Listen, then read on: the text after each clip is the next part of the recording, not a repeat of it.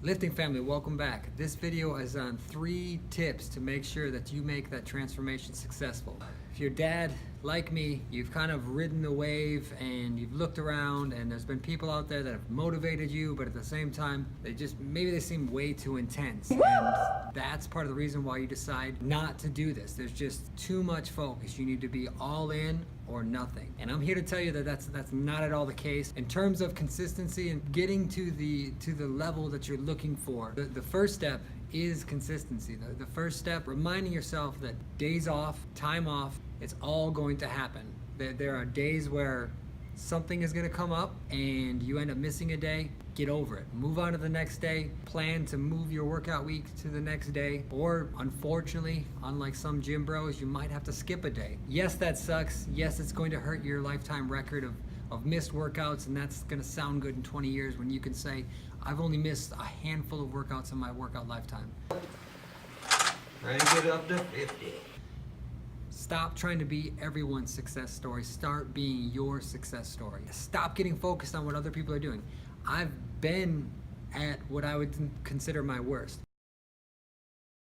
And I've felt like this is a hard task to overcome. I mean, I gained a bunch of weight. Our first son was on the way, and looking to get over that hurdle, I was looking at it like, well, maybe I'll be able to just maintain this weight and start to get comfortable. But I knew that was not the case. Whatever your goal to look like, or whatever your goal is to be in terms of fitness, that's every person is individual in that goal, and everyone has their own perspective on that goal. And I knew what I felt like when I looked this way, but for me that was just not how I wanted to look.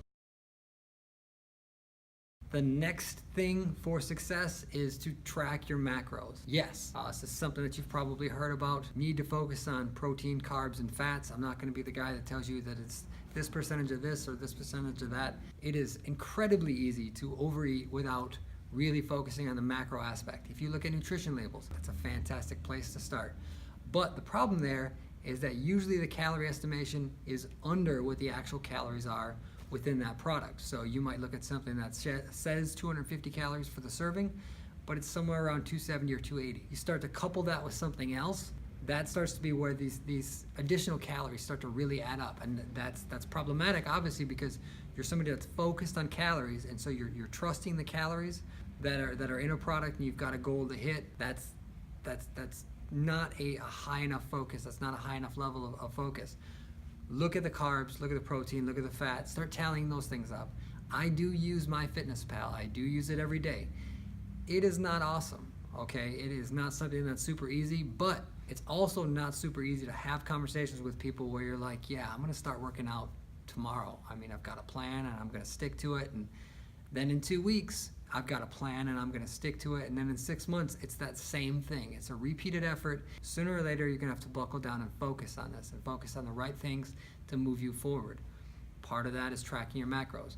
So you want to make sure that you focus on protein, carbs, and fats. And you'll be surprised at the end of the day when you add things into MyFitnessPal and you look and you're like, oh, I'm under by 100 calories and I hit my protein, carbs, and fats. You hit your macros, but yet you're at 2,300 calories for the day. So technically you might have 200 calories left, and that's entirely not true.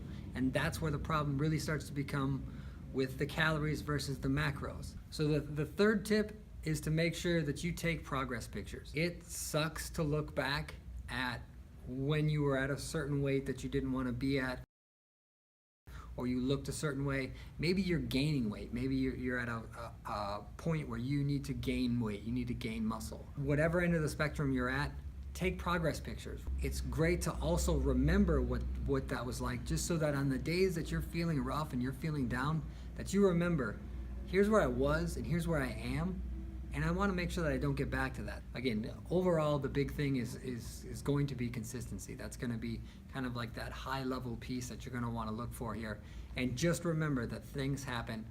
People do take days off. Do not get focused on everyone else's progress or process.